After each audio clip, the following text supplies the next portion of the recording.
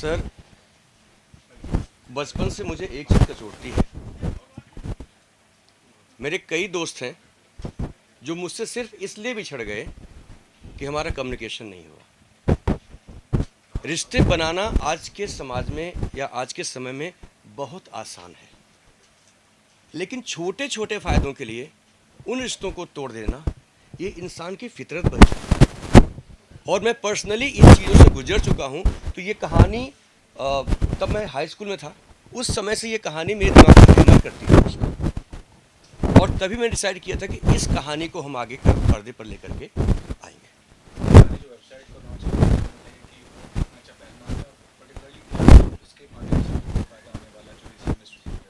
Sir, जहाँ तक फायदे की बात है, ये गारंटी है कि इसमें किसी का एक पैसा फंसेगा नहीं।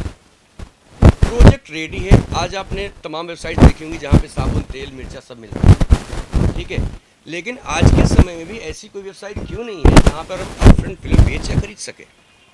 तो ये जो वेबसाइट है ऐसी है कि विंडो शॉपिंग आप कर सकते हैं फिल्मों की, उनके कंप्लीट राइट्स के साथ।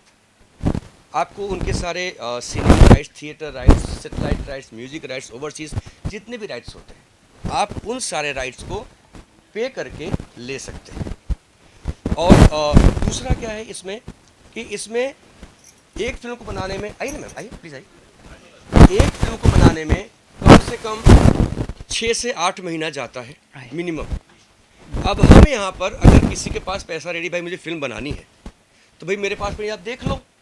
अगर कोई आपके विचारों से मैच कर जाती है तो बहुत अच्छी बात है, आपका 6-8 महीना बचेगा, आपका स्ट्रगल बचेगा, आपका रोज़ का दौड़ना भागना बचेगा और आपको रेडीमेड फिल्म मिल जाएगी। और अगर आपकी पसंद की फिल्म नहीं मिलती है तो आप ये बता सकते हैं, आपके डिज़ायर्ड आर्टिस्ट के अनुसार जो आपको जिसको चाहिए उस आर्टिस्ट के साथ आपका वो क्रिएशन क्रिएट करके आपको हैंड ओवर कर दिया जाएगा। जो प्राइस आपसे कहेंगे उसी प्राइस में करके देंगे, उसमें कोई 19-20 नहीं होगा। बाप तो बाप होता है, इसके नाम से ही मालूम पड़ता है कि बाप हमेशा बाप होता है। हम कितने भी होशियार हो जाए, लेकिन जो कलाएं हमने सीखी हैं, जो चलना हमने सीखा है, कभी कभी जो बेईमानियां हमने सीखी, कभी बाप से सीखी, ठीक है।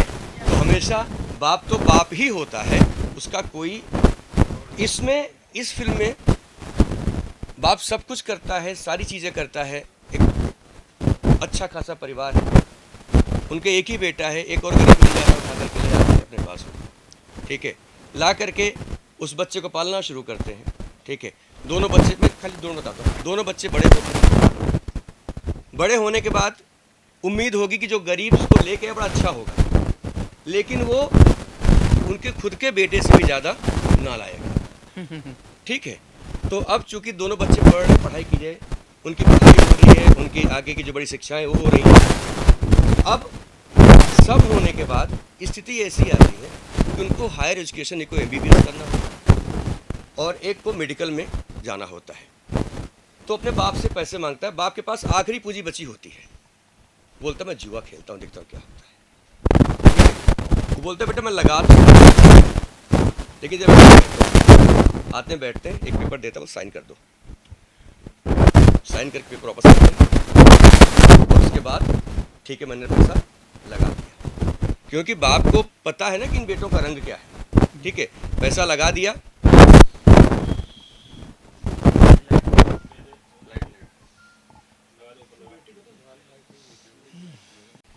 अब बाप के सामने खाली एक बात रहती है कि शादी करा दो यार, आखिरी काम, वो भी करा दिया। अब बाप के पास एक पैसा नहीं बचता है, बाप अब इनका क्या फर्ज था कि ये अपने बाप की सेवा करते हैं, कुछ नहीं।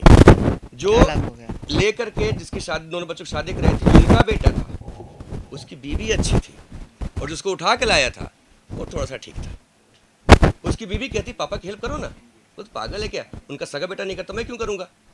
इनकी बीवी, तू पापा की हेल्प करना, बोलता खाली मैं ही, उसको उठा के लाया वही करे। इस चक्कर में कोई अपने बाप की मदद नहीं करता और अंत में समय ऐसा आता है कि उनको एक एक पैसा देना बाप खटकने लगता है और दोनों अपना अपना अलग व्यवस्था कर लेते हैं, अलग रह जाते हैं। बाप की तकलीफें वही एज इट इज सेम बागवान। तो उसके बाद यहाँ तक कहानी हमारी आई है। अब बाप को तकलीफ होती, सारी बातें मालूम पड़ती, अब कैसे क्या करे, कहाँ जाए। दोनों पैसा कमाना शुरू करते हैं, दोनों का चलना शुरू होता है। एक दिन अचानक नोटिस आता है और उस नोटिस आने से पहले उनके अकाउंट में जितने पैसे थे वो सारे आधा खत्म हो जाता है, आधा उसमें रह जाता है।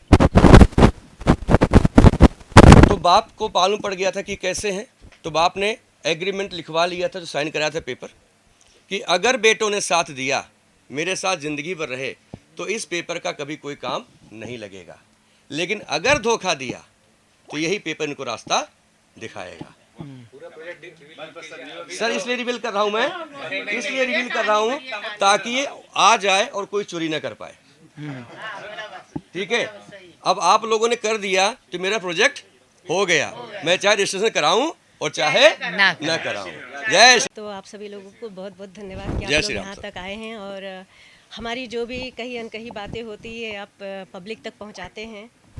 और रही बात इस फिल्म को लेके, तो कोई भी फिल्म बनाने जाते हैं तो कोई भी आसानी से नहीं बनता, बट जो भी है, और सर बहुत ही अच्छे एक्टर हैं जहाँ तक, और इन्होंने काफ़ी सपोर्ट किया है। और माधुरी जी हैं, मतलब हमारी जो टीम है ना बहुत ही बेहतरीन है, और जिग्नेश जी हैं बहुत अच्छे कलाकार हैं।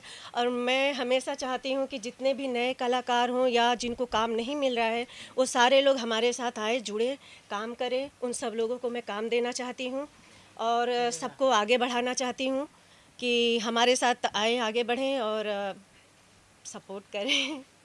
पूरे मीडिया वालों को मेरा नमस्कार। और जहाँ तक है फिल्म का, हम चाहते थे कि टीम बने, तो सो टीम बन गया है और हमारी टीम काम कर रही है। और उसमें रागनी और ये संजय जी जो हैं, पूरा सपोर्ट है हम लोग का। और जो ये तिकड़ी है बहुत अच्छा काम करेगी आगे भी। मैं तो आप ही के वंश का हूँ। मेरा गोत्र है, धर्मयुग से लेकर अभी तक 37 साल से आप ही के बीच में रहा हूँ। इन्होंने कभी बात कही, संजय उपाध्याय ने, कि मुझे वहाँ से बुलाया, मेरे पिता के समान हैं। तो और उसके बाद इन्होंने फिल्म लॉन्च कर दी, बाप तो बाप होता है। तो मतलब मेरा परिचय भी हो गया। और मैंने इनको बड़े गौर से देखा है। फिल्म के दरमियान में राजीव सिन्हा जी बैठे हैं, उनके स्टूडियो शाकुंतलम में हमारी इनकी कई मुलाकातें हुई, और मैंने देखा कि ये इन जैसे जो फिल्मकार हैं अगर यहाँ पर आते हैं तो वो जो एक पीढ़ी थी जो अब चुक रही है, जो चीज़ों को पकड़कर आगे बढ़ाती है, इमोशन को व्यक्त करती है, जो असित सेन से या गुलजार से या डेविड धवन तक भी थोड़ी वो पीढ़ी आई, आप सब लोग उसके हैं। तो संजय उपाध्याय जैसे लोग अगर आते हैं तो, और इनके साथ की जो टीम है, तो जो इमोशन की कमी हो रही है फिल्मों में इन दिनों, एक्शन बढ़ रहा है या दूसरी चीज़ें, तो हम एक बार फिर से आशावान हो सकते हैं कि संजय उपाध्याय, रागिनी पांडे, त्रिपाठी जी, माधुरी जी, ये सारे लोगों की जो टीम है जिन्हें हमने करीब से देखा, अगर ये और तेज़ी से सक्रिय होते हैं, जाहिर सी बात है हम सब लोग इनके साथ हैं, तो फिल्म का एक बड़ा युग जो चुकने की स्थिति में है, जो सकारात्मक है, वो फिर से इस्टेब्लिश होगा। और उसके लीड हीरो जो हैं ऋषभ भारद्वाज जी और गिरीश कांबले जी जो मराठी एक्टर हैं, वो भी आए हुए हैं, तो प्लीज़ आप लोग आ सकते हैं।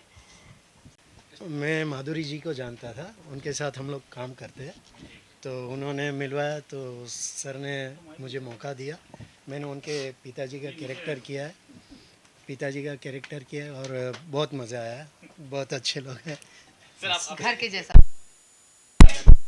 जो उपाध्याय जी हमारे बचपन और बहुत अच्छा रहा उनका, और हम चाहते हैं इसी तरह लगे रहें। धन्यवाद।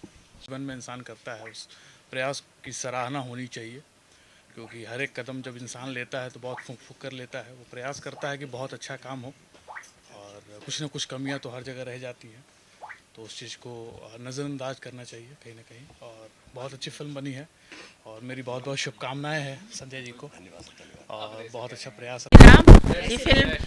ये फिल्म देखकर बड़ा अच्छा लगा, और अब कभी नए लोगों को चांस मिलेगा, ये तो बहुत अच्छा लगा। और आज की डेट में फिर से वो जूनी फिल्में जूना स्टार्ट हो जाएगा, तो सभी को काम भी मिलेगा और अच्छा भी लगेगा। और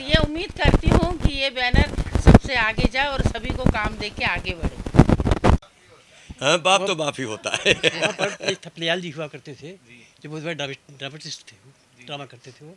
और भातखंडे एकेडमी थी, वहाँ भाग भाग के जाया करते थे और चोरी चोरी छिपे छिपे जाया करते थे।